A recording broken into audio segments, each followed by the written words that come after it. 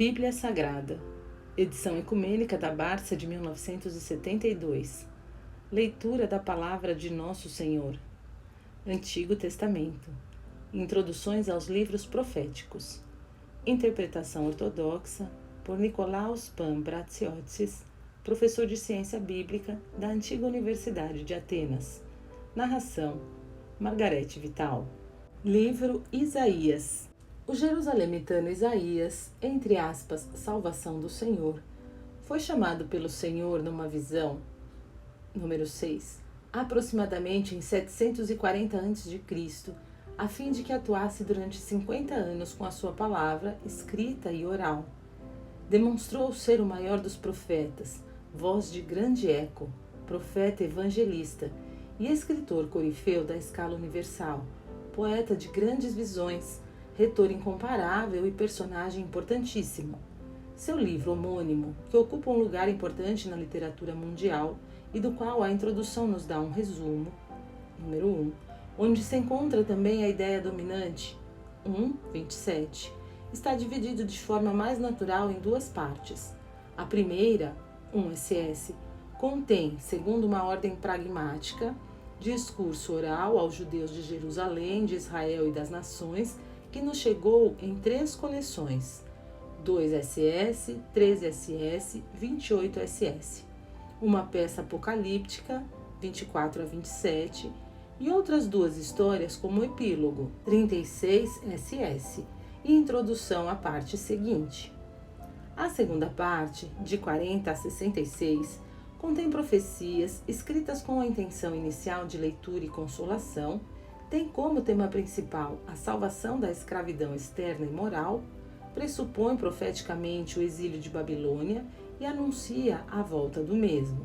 Está dividida em, aspas, livro da redenção, fecha aspas, 40ss, onde predomina a fé na liberação de Israel por parte de Deus, abre aspas, livro da expiação, fecha aspas, 49ss, que é o cume de toda a obra, onde predomina a ideia de uma liberação moral através do servo do Senhor, Messias, e livro do triunfo, 58ss, que descreve o fruto da obra salvadora, da glória incorruptível do reino messiânico universal, do qual podem tomar parte também as nações que se convertem.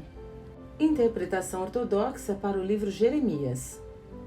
O profeta Jeremias, santificado antes do seu nascimento, foi chamado pelo Senhor ainda muito jovem, em 627 a 626, sem a sua vontade, e atua antes e durante o exílio de Babilônia por aproximadamente 45 anos.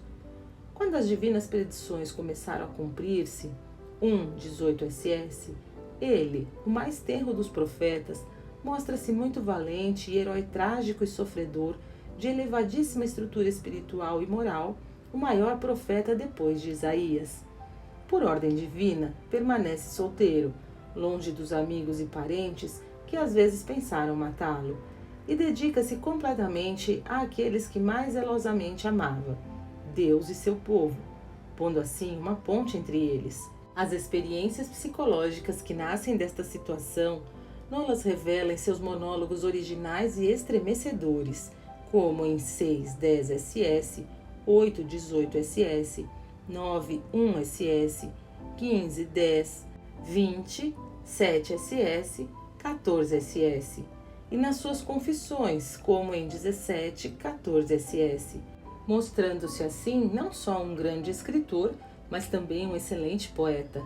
Insultado e encarcerado, continua pastoreando e consolando o povo insubordinado e ingrato, ficando na destruída Jerusalém e seguindo-o até o Egito. O livro, que não tem um plano concreto nem uma ordem sistemática, tem como tema principal o justo julgamento de Deus e a penitência. Tem profecias da época de Josias, 2ss, de Joaquim, 7ss, de Sedecias, 21ss, profecias ameaçadoras contra as nações, 25, 15ss, 46ss, narrações de terceiros sobre Jeremias, em 26ss, descrições de suas peripécias durante a prisão e depois desta, em 37ss, e um apêndice histórico, em 52, que coincide com 4 Reis, 24, 18 a 25. Interpretação ortodoxa para o livro Lamentações. Este livro, que caracteristicamente foi intitulado pelos 70 como Lamentações de Jeremias, contém 5 elegias completas, literariamente importantíssimas, nas quais, exceto na quinta, se usa o acróstico alfabético e a métrica do Antigo Testamento conhecido como Quina. O tema comum das mesmas é a lamentação, de onde provém o título da obra, pela destruição de Jerusalém, em 586, e sua consequência trágica para a vida religiosa e nacional do povo predileto. A antiquíssima tradição judaica e cristã considera como escritor, que deve ser contemporâneo à conquista da cidade, o profeta Jeremias, que frequentemente cantava lamentações por causa do seu caráter melancólico e terno, por exemplo em Jeremias 8:18, 9:2. Apesar das objeções dos investigadores modernos, parece que esta opinião não carece de fundamento.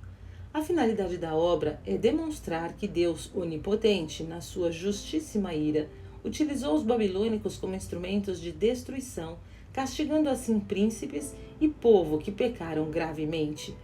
Ajuda aqueles que ficaram em Jerusalém a confessar a sua própria culpa e a pedir perdão, assim como a ter fé e esperança na divina misericórdia e na ajuda divina. Interpretação ortodoxa para o livro Baruch. O caríssimo discípulo, secretário e companheiro de Jeremias, Baruch, é reconhecido como profeta depois de ter seguido seu mestre ao Egito, conforme Jeremias 32, 36, 43 e 45. Chega à Babilônia, onde lê o livro homônimo frente a Jeconias e a seus compatriotas. Mais tarde, é mandado com aqueles que ficaram em Jerusalém, com os vasos sagrados restituídos ao templo e com as oferendas recolhidas. Aconselha-os a sacrificar em favor de Nabucodonosor, segundo nos informa a introdução posterior, conforme 1 a 14, deste livro deuterocanônico. O mesmo contém também prece de penitência, de 15 a 38, um hino à divina sabedoria, onde se sublinha a importância da lei mosaica, em 3, de 9 a 44, e cânticos das lamentações e consolações, juntamente com as profecias sobre a restauração, em 4, 5, 5. O conteúdo consolador e exortativo tem uma coloração messiânica, conforme 3, 38, 5, 1 SS, onde estão as profecias sobre o Novo Testamento, em 2:35. Na Vulgata está unida a este livro outra obra independente, para os 70 um livro separado, a Carta de Jeremias, endereçada aos exilados na Babilônia, aconselhando-os a permanecer longe dos ídolos, dos quais fala sarcasticamente. Interpretação ortodoxa para o livro Ezequiel. Ezequiel pertencia a uma família sacerdotal e provavelmente foi deportado com Joaquim à Babilônia em 597. Vivia perto do rio Quebar, de onde foi chamado para profetizar por 22 anos. Profetizou em 2 períodos, isto é, antes da conquista de Jerusalém, em 586, prenunciando o justo castigo divino sobre o povo pecador, intencionando levá-lo à penitência, e no período que se seguiu à destruição, procurando consolar os exilados, inspirando-lhes uma esperança messiânica sobre a restauração e pastoreando-os na religião dos pais e segundo a lei. O seu querigma de fogo está caracterizado por muitas ações simbólicas obscuras, de imagens vivazes e audazes, de visões apocalípticas e de nacionalismo. O seu livro, literariamente de grande importância, está compilado metodicamente. A respeito da sua primeira atividade, pode-se dividi-la da seguinte maneira: a vocação do profeta, 1 SS, discursos ameaçadores contra Judá, 4 SS, e contra as nações vizinhas, 25 SS, e a respeito de sua segunda atividade, discursos consoladores dirigidos aos exilados, proclamando uma ressurreição próxima e uma nova teocracia baixo um príncipe da estirpe de Davi, que terá um novo templo e um novo culto, conforme 33 a 48. Ezequiel, assim como fez antes dele Jeremias, sublinha o valor de cada alma, conforme 3,16 SS. Predica a responsabilidade e recompensa pessoal, em 18,2 SS. A chegada do Messias da estirpe de Davi, em 34. A contratação de uma nova aliança. Os ortodoxos o leem na Sexta-feira Santa. Interpretação ortodoxa para o livro Daniel. A história do profeta Daniel, entre aspas, o meu juiz é Deus, embora ele seja mencionado em outras partes do Antigo Testamento, é narrada somente no livro que leva o seu nome. De fato, relata que foi deportado à Babilônia por Nabucodonosor ainda muito jovem, por ser um judeu nobre, em 605. Foi escolhido pelo mesmo rei, juntamente com os 3 jovens, Ananias, Misael e Azarias, para receber uma cultura babilônica. Troca o seu nome pelo de Baltazar, mas segue sendo fiel à religião de seus pais. Possuindo entre os seus dotes mentais também o carisma divino de interpretar os sonhos proféticos, chega a ser conselheiro de Nabucodonosor, ao qual fala do Deus verdadeiro. Deixado a um lado, reabilita-se pelo rei Baltazar e, durante o reinado de Ciro, é revestido de uma máxima dignidade persa. Não volta a Jerusalém. As suas missões foram: a. Apoiar os compatriotas no exílio para que permanecessem fiéis à religião dos pais e à predicação do reino do Filho do Homem. B. Preparar os gentios para receber a salvação divina. O livro trata de demonstrar a divina providência que dirige a história universal em direção ao triunfo final do reino do Filho do Homem. Está dividido em parte histórica, isto é, uma coleção de narrações sobre a figura de Daniel e a dos 3 jovens, procurando demonstrar aos gentios a divina majestade, 1 SS. Parte apocalíptica, isto é, visões proféticas sobre as futuras perseguições e o triunfo final do Messias, 7 SS.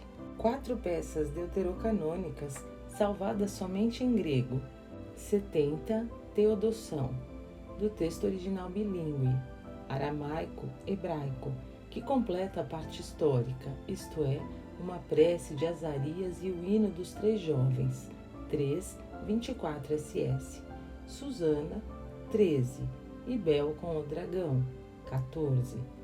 A historicidade de Daniel tem sido duvidada com argumentos muito sérios, porque manteve-se que ele tivesse sido um antigo herói de Canaã. Inclusive antes, o seu livro foi considerado pseudoepigrafado. Porém, tanto os conservadores como os exegetas ortodoxos rejeitam persuasivamente esta tese. A Igreja, seguindo o Senhor que se autocaracterizou Filho do Homem, conforme Mateus 24:15, reconheceu Daniel como um grande profeta e o seu livro como canônico. O livro influiu também a arte paleocristã e contém importantes ensinamentos sobre Deus, os anjos, o Messias, a ressurreição dos mortos e o juízo futuro. A ortodoxia, especialmente, utilizou muito o capítulo 3 na sua inografia e como leitura tipológica nos ofícios do Sábado Santo. Interpretação ortodoxa para o livro Oséias. Os 12 profetas, mencionados em Sirach 49:10, começam com o profeta Oséias, entre aspas, salvação. Ele se apresenta aproximadamente no ano 750, numa época de decadência moral religiosa e de corrupção social em Efraim, Reino do Norte, Israel, que a conduziram à catástrofe em 722, imediatamente depois do desaparecimento do profeta. Ele estigmatiza e admoesta Israel para o justo e pedagógico castigo divino que dentro em pouco terá lugar, e sublinha o infinito amor divino que absolve tudo o que caracteriza a relação da aliança entre Deus e Israel.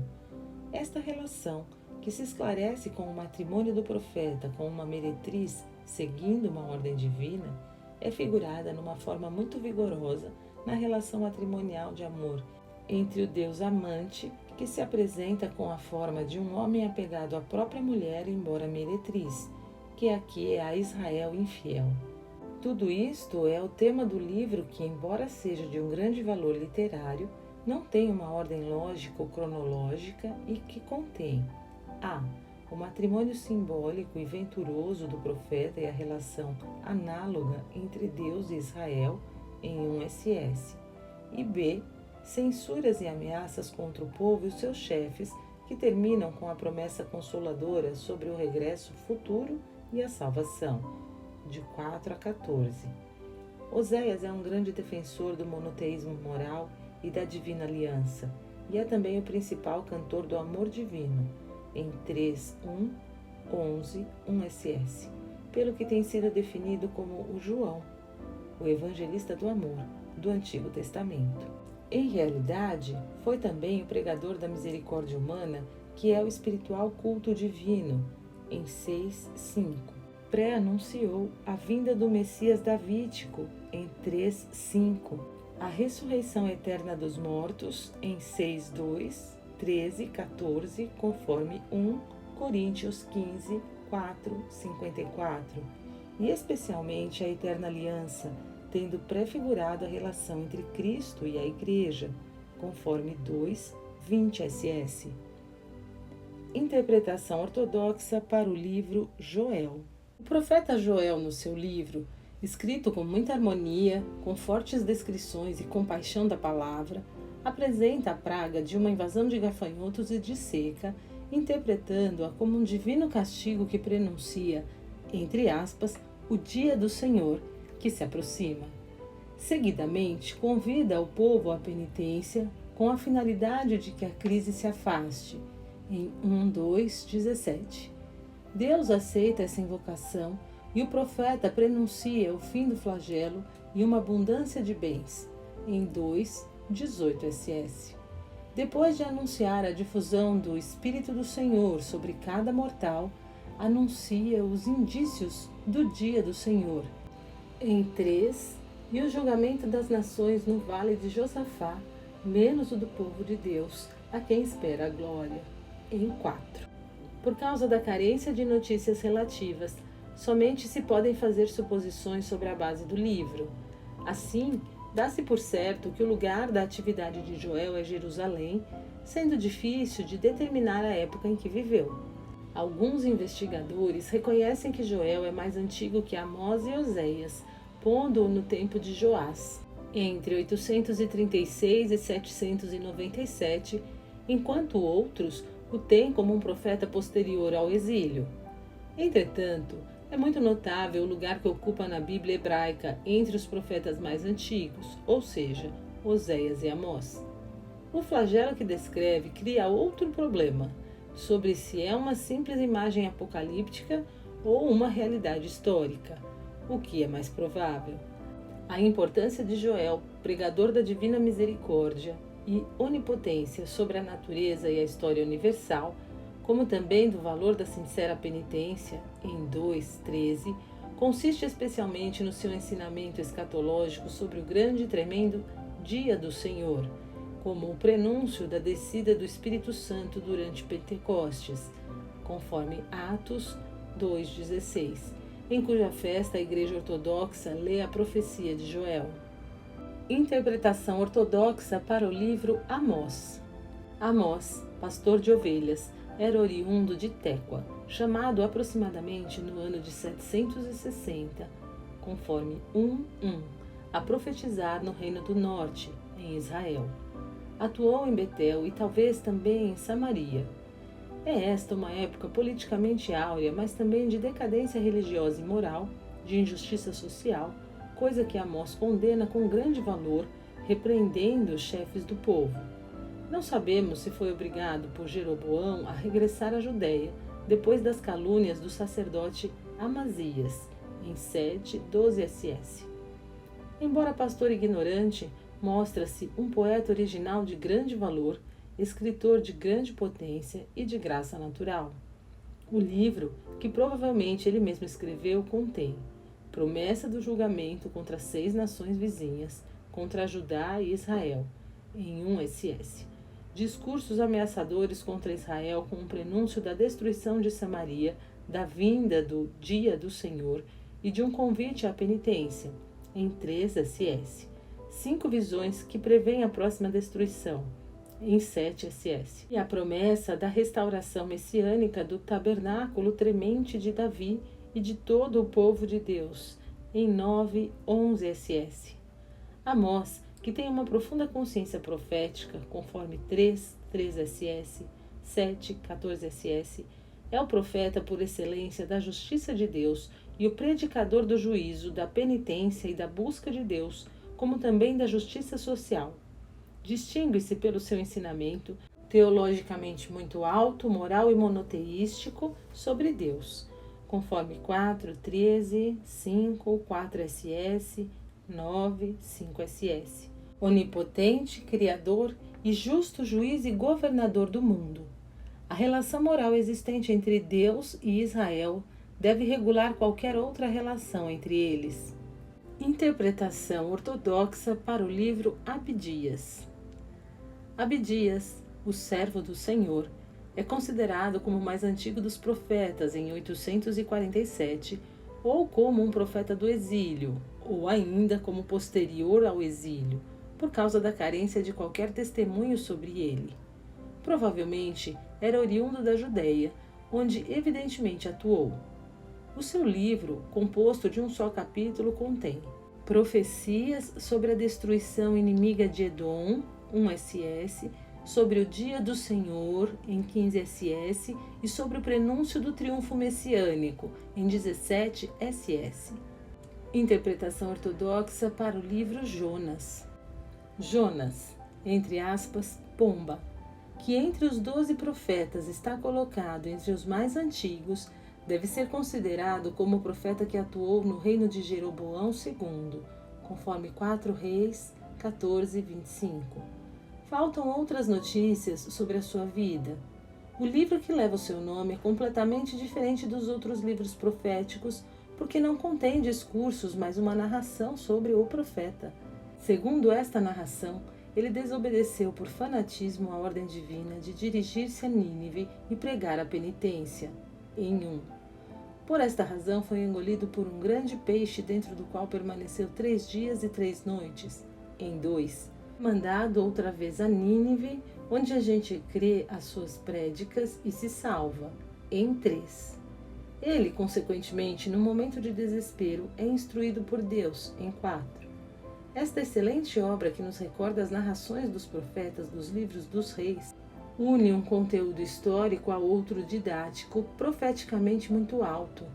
Prega um Deus universal que tem piedade de toda a gente, inclusive dos inimigos de Israel. Combatendo a intolerância de Israel, o próprio Deus usa um profeta seu como missionário. A Igreja interpretou o livro tipologicamente. Interpretação ortodoxa para o livro Miqueias. O agricultor Miqueias, entre aspas, quem como o Senhor, o Morastita, 1:1, que se distingue do homônimo filho de Gêmini, conforme 1 Samuel 22, atuou na Judéia no mesmo período do profeta Isaías, que era mais velho. O livro que leva o seu nome, do qual muitos trechos são literariamente obras mestras, assemelha-se aos livros mais antigos, Amós e Oséias. Contém uma sinopse do seu querigma, dividido talvez cronologicamente da seguinte maneira: repreensão e preanúncio do castigo de Samaria e Jerusalém em 1 SS, promessa messiânica em 4 SS, repreensões ameaçadoras e uma lamentação em 6 SS, e uma promessa sobre a vinda do Messias com uma prece em 7 SS. Miqueias é caracterizado por uma enérgica prédica sobre a justiça social e a penitência, por haver destruído as ilusões do povo, em 2, 6 SS, como ele mesmo descreveu a sua missão, em 3, 8. Jeremias, que é posterior a ele, recorda palavras suas. Importantíssimo é o seu ensinamento sobre Deus, a sua justiça e misericórdia, em 7, 18 SS. Deus é caracterizado pela luz, em 7, 8. A essência da verdadeira religião, em 6, 8. Miqueias profetizou que o Messias nasceria em Belém, conforme 5, 1 SS, Mateus 2, 6. Texto que a Igreja Ortodoxa utiliza como leitura na festa de Natal. Interpretação ortodoxa para o livro Naum. O profeta Naum, entre aspas, consolador, nascido em Elcese, atua na Judéia entre 663 e 612.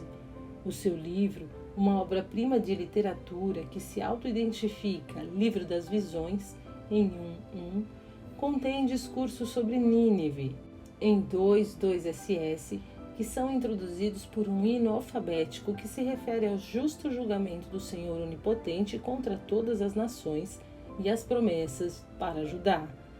1, 2, 3, cujos pecados não são mencionados. Interpretação ortodoxa para o livro Habacuque. O profeta Habacuque, dos 70, Abacum, contemporâneo de Jeremias, profetizou em Jerusalém, onde escreveu 2.2, seu livro que nos recorda Jó, embora sua estrutura seja claramente profética. Tanto literária como teologicamente é importantíssimo, porque contém muitos elementos sobre uma teologia da história. Pode-se dividir em A. Oráculo, estrutura dialogal, em 1.1, isto é, uma demanda lamentável sobre a impunidade dos ímpios, em 1.2 SS. Resposta divina sobre o próximo castigo através dos caldeus, 1.5 SS. Lamentações do profeta pelo fato de que Deus usa como castigador uma nação ainda mais ímpia que Israel, em 1.12 SS. Depois disto, Deus assegura a salvação última dos justos, em 2.4, Romanos 1.17, Hebreus 10.38, e o castigo dos caldeus soberbos, em 2.6 SS. E B. Prece, 3.1 SS, isto é, hino escatológico usado também pela etnografia ortodoxa. O nome do profeta eventualmente é lido como Habacuque ou Abacuque. Interpretação ortodoxa para o livro Sofonias. Sefândia, entre aspas, o Senhor escondido.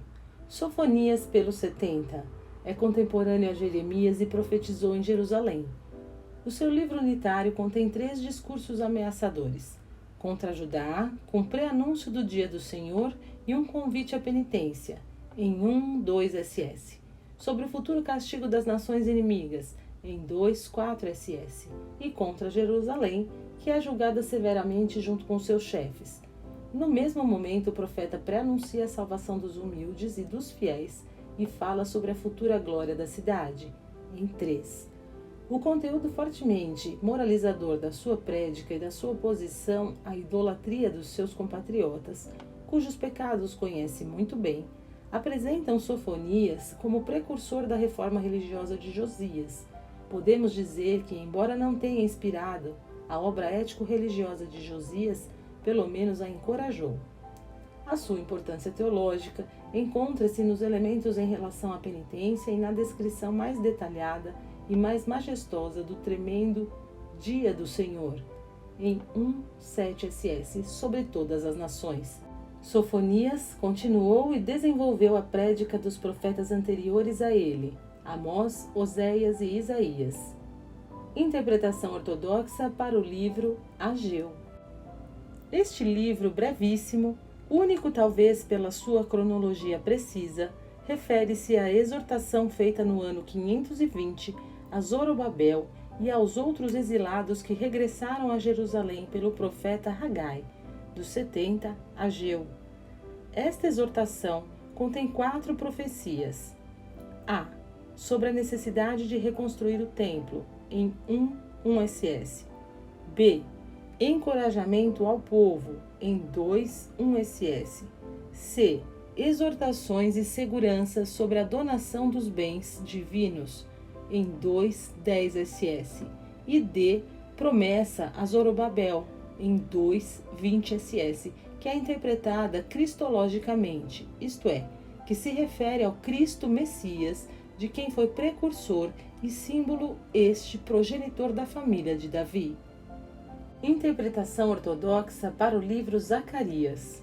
O profeta Zacarias, entre aspas, o Senhor se recorda, ou Zacarias, dos 70, que era de uma família sacerdotal, filho de Baraquias e neto de Ado, não tem nenhuma relação com outros homônimos seus. Isaías 8:2, Mateus 23:3.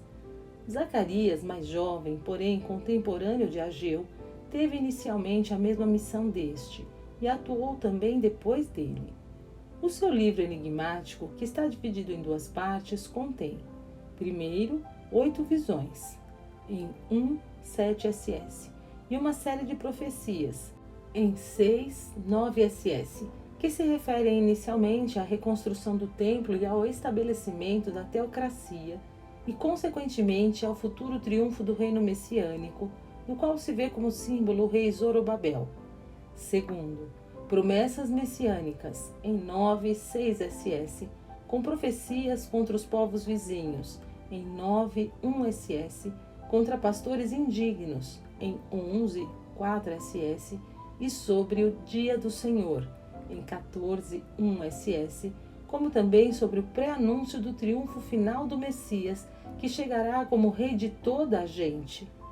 Esta parte, que é diferente da primeira, tem sido considerada como a obra de um desconhecido Deutero Zacarias, em 1 SS, ou de um Trito Zacarias, em 1 SS, pertencente à primeira época do exílio, Jeremias, ou também posterior ao exílio, enquanto outros, com a tradição judaica e cristã, consideram que somente existiu um Zacarias que profetizou em diferentes períodos.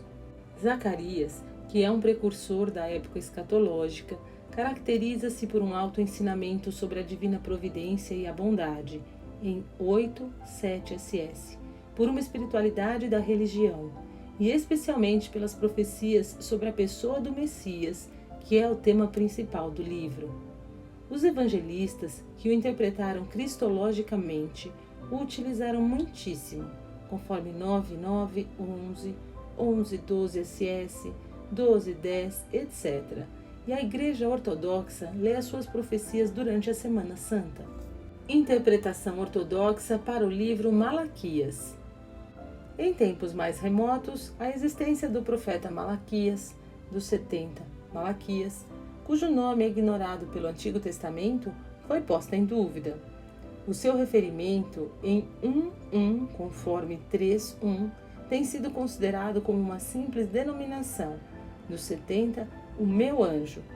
Por esta razão, Esdras ou qualquer outro tem sido considerado o autor deste livro unitário, escrito numa forma dialogal. O profeta atuou aproximadamente no ano 465 e pretendia mostrar o amor divino para com Israel que o tem duvidado, em 2 SS, criticar a conduta dos sacerdotes, em 6 SS, do povo, em 10 SS, 6 SS, e as injustas lamentações contra Deus, em 17, 13 SS, pré-anunciando a vinda do Deus juiz, que será preparada por um precursor seu, em 1 SS, identificado como Elias. E essa foi a leitura das introduções aos livros proféticos na interpretação ortodoxa. Eu sou a Margarete Vital, agradeço a sua companhia e que você possa encaminhar para todas as pessoas a leitura da palavra de nosso Senhor. Te encontro no próximo áudio, quando nós faremos então a leitura das introduções aos livros proféticos na interpretação judaica. Muito obrigada!